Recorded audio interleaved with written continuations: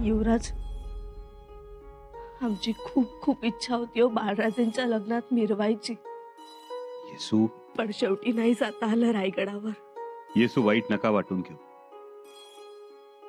आपण देहानं रायगडावर नसलो तरी मनानं रायगडावरच आहोत ना. समजूत घालताय ना आमची?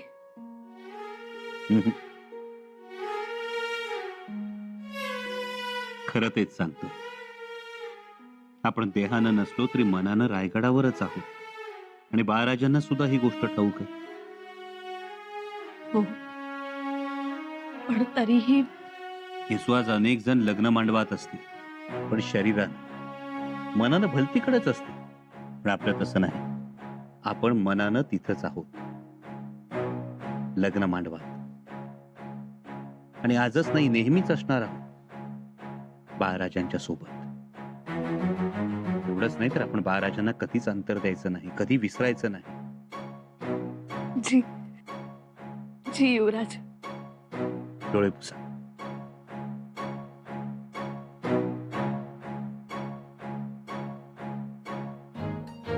पुसतो, पण बाळराजे येत आहेत हो डोळ्यासमोर.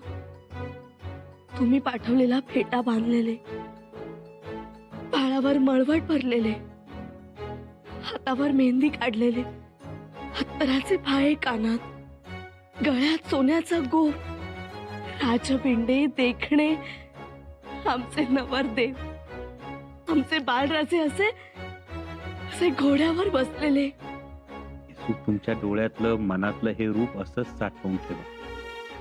साठवून ठेवू,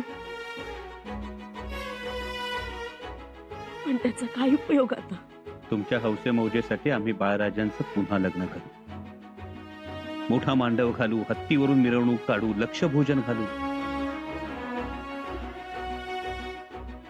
समजूत काढताय आमची? बिलकुल नाही. शब्द आहे आमचा.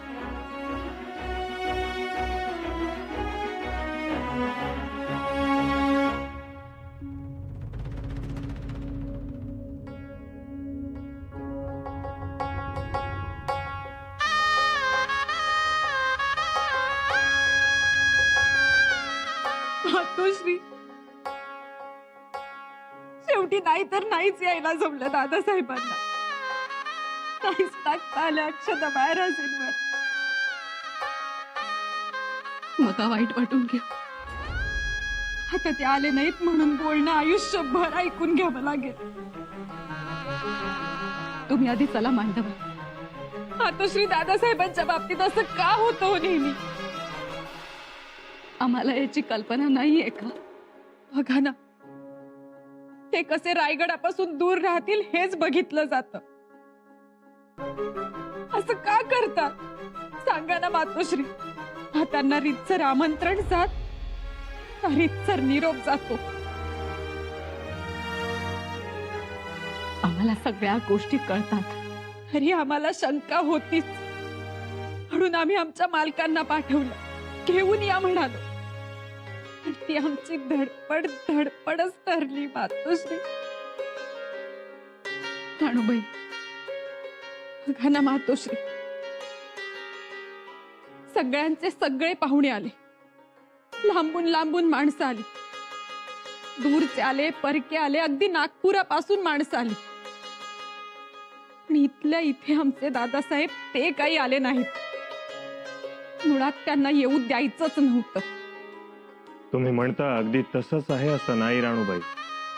आबासाहेब, आम्हाला मान्य आहे. शंभूराजे लग्नासाठी उपस्थित राहू शकले नाहीत. बाळराजेंच्या डोक्यावर मंगल अक्षता नाही टाकता आल्या त्याला. पण तिथे राहून त्यांनी जे काम केलंय ते खूप मोठं आहे. राजापूरची मोहीम, या मोहिमेमुळे कोकणातील अनेक बाशिंग सावरली. ही बाब महत्वाची नाही का? शंभूराजेंनी मोठ्या हिकमतीनं टोपीकरांना चेरीस आणलं. ही बाब महत्वाची नाही का? पण ही मोहीम कोणी दुसऱ्याने केली नसती. राणीसाहेब, काही मोहिमा या आपल्यालाच कराव्या लागतात, आपल्यालाच लढाव्या लागतात. कौटुंबिक सुखदुःख ही नेहमी नंतर येतात, दुय्यम असतात ती, आणि हे तुम्हाला देखील ठाऊक आहे. जी, आमच्या सईर आणि साहेब आम्हाला सोडून गेल्या तेव्हा आम्ही दुखावटा करत बसलो नाही. अफजल खानाला भेटायला गेलो. दुसरा पर्यायच नव्हता. आज शंभूराजे देखील आमच्याच पावलावर पाऊल ठेवून घरी मंगल प्रसंग असतानाही मोहिमेवर आहेत. त्याने तिथे टोपीकरांचं नाक दाबलं आणि दुसऱ्या दिवशी खांदेरी मोकळी झाली. ते खरंच, पण घरातील या सोहळ्यापेक्षा ते काम महत्वाचं. प्रत्येक वेळी आपल्या मावळ्यांनीच त्यांच्या मुलांचं लग्न थांबवून युद्धभूमीवर जायचं, तिकडे लढायचं आणि धारातीर्थी पडायचं असं नाही. हे आपलं देखील कर्तव्य आहे. आम्हाला अभिमान आहे. अभिमानच ठेवा. चला, पुसा डोळे आणि आता आनंदात सहभागी व्हा.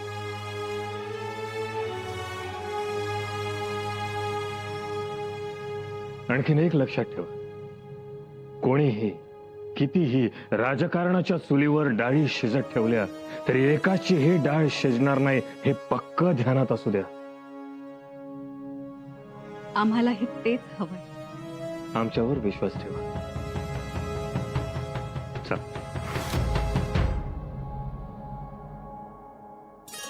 फार छान झाला सोहळा. खरंच फारच छान झाला. माणसंही खूप लांबून लांबून आली होती. हो ना, पण जवळची माणसं लांबच राहिली. खूप वाट बघितली आम्ही. बाळराजे तर शेवटपर्यंत टाचा वर करून करून पाहत होते. शेवटपर्यंत फेटा बांधायचे थांबले होते त्यांच्यासाठी. तुम्हीच सांगा, त्यांनी यायला पाहिजे होतं का नाही? मोहिमेमुळे उशीर झाला. अहो, गडावर केव्हाच पोहोचले होते. मान्य, मुहूर्त गाठता आला नाही, पण नंतर तरी यायला पाहिजे होते. येतच असतील. शिवाय अंतर हे जास्त आहे ना. अहो, त्यांचा वेग चित्त्याचा आहे. असू द्या, नाही आले तर. पण मनात रुखरुख मात्र राहील. आता सुनमुख बघायचं आहे. सुनबाई येत आहेत. आल्या धाकट्या बाई साहेब. अहो, केवढा आनंद. या या.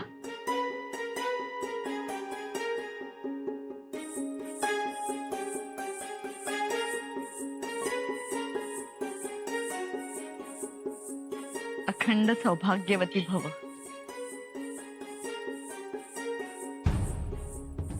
आयुष्यमान भव.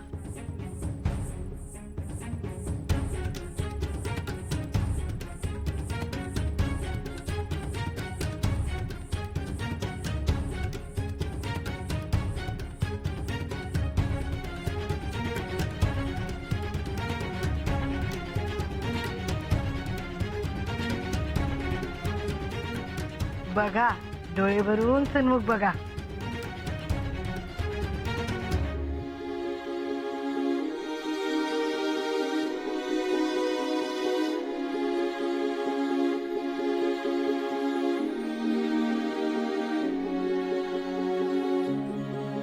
धाकटे बाई साहेब, या. जी.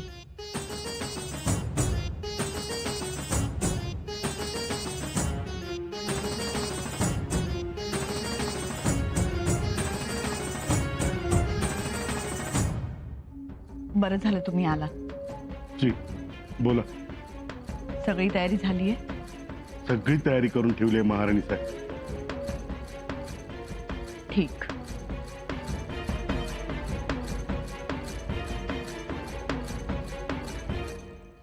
आपण लग्न चुकवलं. आम्हालाही त्या गोष्टीचं वाईट वाटतं येसू. आणि त्यात तुम्ही दिलेल्या फेट्याचं भालराजांनी काय केलं असेल कुणास ठाऊक. येसू, आपण प्रत्यक्ष जाऊन पाहिलं तर. जायचंय रायगडावर. रायगडावर कधी? उद्या. उद्या? आपण मनात आणलं तर कोण अडवणार आहे? तेही खरंच. पण लग्न तर झालंय आता युवराज. येसू, झालं तर झालं. आपण रायगडावर जाऊ, बाळराजांना भेटू फेटा बांधू, 2 दिवस राहू आणि परत येऊ. युवराज, आम्हालाही बाळराजेंना आणि जाऊबाईंना पोशाख पैठणी नेसवायची आहे. करत आहे.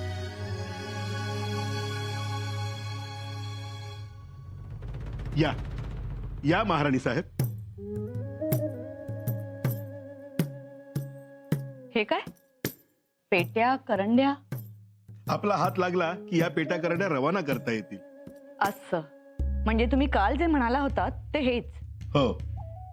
जी मातब्बर मंडळी लग्नाला येऊ शकली नाहीत, म्हणजे कोणी मोहिमेत अडकले, कोणाला गड सोडता आला नाही, कोणाला आमंत्रणच मिळालं नाही, तर त्यांचंही तोंड गोड व्हायला पाहिजे ना. हो हो. अहो, राजपुत्राचं लग्न म्हणजे काय? सगळी आवाम खुश झाली पाहिजे. म्हणून तुमच्यातर्फेही मिठाई, आहेर, दागदागिने. छान. उचला रे.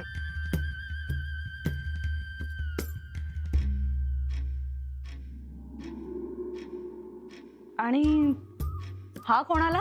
पन्हाळ्यावर जाणार हा. हो, शंभूराजे लग्नाला येऊ शकले नाहीत म्हणून त्यांच्यासाठी ही मिठाई. बाळराजेंच्या लग्नानिमित्त तोंड तरी गोड व्हावं त्यांचं. तुमचा दस्तूर स्पर्श करावा या पेटाऱ्यास, म्हणजे जल्दीने रवाना तरी करता येईल. म्हणजे आता त्यांनी गडावर येण्याची घाई करू नये. जिथे असतील तिथेच तोंड गोड करावं. ठीक आहे.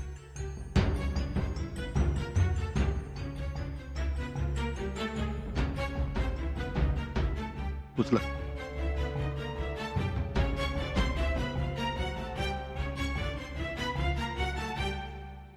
युवराज, युवराज, युवराज, युवराज, युवराज दिसले नाही.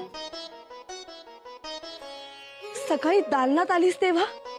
नाही. नाही. अगं बाई, सकाळी आंघोळीला जाताना तर इकडेच होते, मग गेले कुठे? दिसले का ग? नाही तर दिसले. असं कर, ज्योत्याजीला बघ. रपेटीला गेलेत का ते बघ जा. ज्योत्याजी दादा घोड्याला खरारा करत बसलेत. याचा अर्थ रपेटीला सुद्धा गेले नाहीत तर कुठे गेले असते? युवराज दिसले? जीवाडूळ मसाच्या पठारा बाजूनं खाली उतरलं. काय? तिकडे तर किरी झाडी, त्या जंगलात काय? रायप्पा होता बरोबर? एवढं काही बघितलं नाही, पण कोण नव्हतं युवराजांसोबत. बाई, मग गेले कुठे युवराज? कमालच झाली बाई युवराजांची. असं करा, ताबडतोब ज्योत्याजीला बोलवा, त्यांना घेऊन यायला सांगा जा. जी.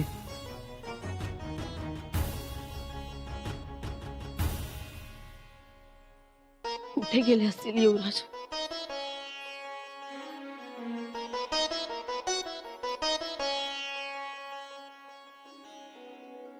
कुठे गेला होता?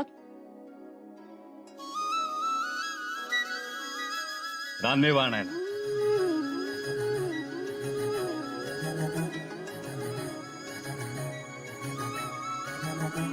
रानमेवा?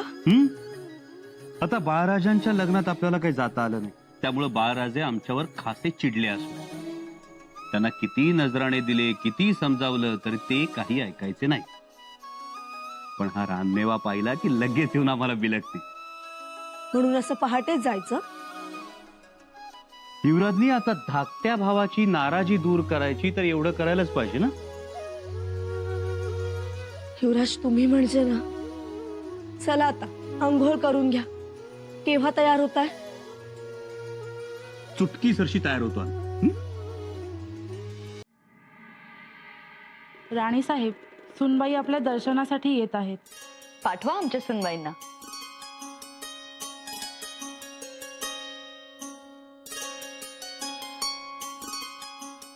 या. अष्टपुत्र सौभाग्यवती भव, सुखी भव. बरं झालं आलात. असंच रोज सकाळी उठलात की आंघोळ पांघोळ करून आमच्या महाली येत जा. जी मातोश्री. रोज आलात आणि बसलात की सगळं समजून जाईल तुम्हाला. जी मातोश्री. तुम्ही कोण आहात, कुळाचार म्हणजे काय, राजकारण कसं असतं, डावपेच कसे असतात, शिक्के कसे असतात, कट्यार काय आहे, पत्रव्यवहार, हे सगळं आम्ही तुम्हाला समजावून सांगू. आम्हाला? हो, तुम्हाला. आता ही जबाबदारी तुमची. जी. लक्ष्मीच्या पावलांनी आला आहात, पण भद्रकाली म्हणून संचार व्हायला पाहिजे. सगळ्या गोष्टी आम्ही तुम्हाला समजावून सांगूच. शिवाय तुम्ही सरदार घरातील आहात, राजपुत्राच्या पत्नी आहात, त्यामुळे दबून जायचं नाही. युवराजांशी लग्न झालंय तुमचं, तुम्हीही युवराजनीच आहात. कोण आहात? युवराजनी. मोठ्यानं बोला, ऐकू आलं नाही आम्हाला. युवराजनी. आता कसं, असं स्पष्ट बोलायचं. आणखीन आता गडावर तुमचं कौतुक होणार. कौतुक करताना काही सांगणं होईल, काही शिकवण होईल. हे असं ते तसं, पण आम्हाला विचारल्याशिवाय काहीही करायचं नाही. कोणी काहीही सांगितलं तरी ऐकायचं फक्त आमचं. कोणाचं? तुमचं. मोठ्यानं बोला, ऐकू नाही आलं. तुमचं. शाबास. आज पहिल्यांदा तुम्ही आमच्या महाली आलात. आमच्याकडून तुम्हाला ही भेट घ्या. अहो, असू द्या.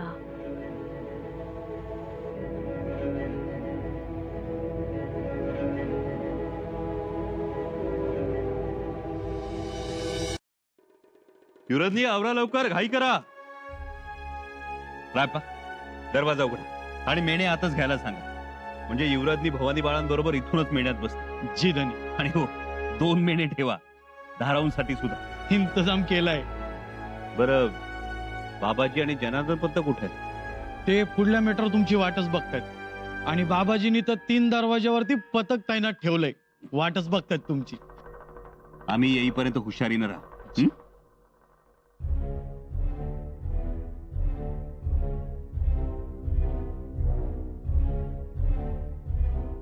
काय आहे? नजराणा आहे रायगडावरून. नजराणा? जी, म्हणजे सगळ्याच किल्ल्यांवरती पाठवले. बाळराजांच्या लग्नाचे लाडू आणि गडंग तोंड गोड करण्यासाठी. आणि हा खलिताही पाठवला. सगळ्यांना एकाच मजकुराचा. सर्वांना एकाच मजकुराचा. वाचा. राजमान्य राजश्री. कारभारी थांबा. राजमान्य राजश्री. युवराज म्हणून आमच्यासाठी दुसरा खलिता असेल. जरा बघा. माफ करा युवराज, हाच मजकुर आहे. असं वाचा.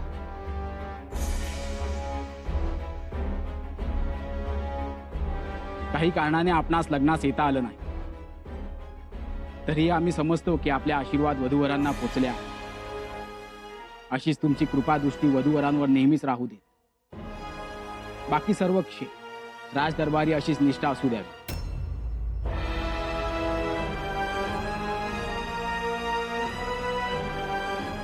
युवराज असूनही आम्हाला हा असा तिराहिता सारखा खलिता. हा खलिता पाठवायचं धाडस केलंय कोणी? विचारा त्यांना. कोणी पाठवला खलिता? सदरेवरून मिळाला.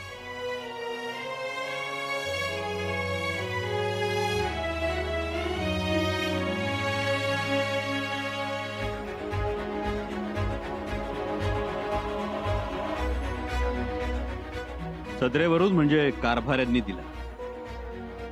याचा अर्थ येतोय लक्षात तुमच्या? पन्हाळ्यावरून हलू नका, आहात तिथंच राहा. आणि हा पन्हाळा म्हणजेच आता रायगड समजा.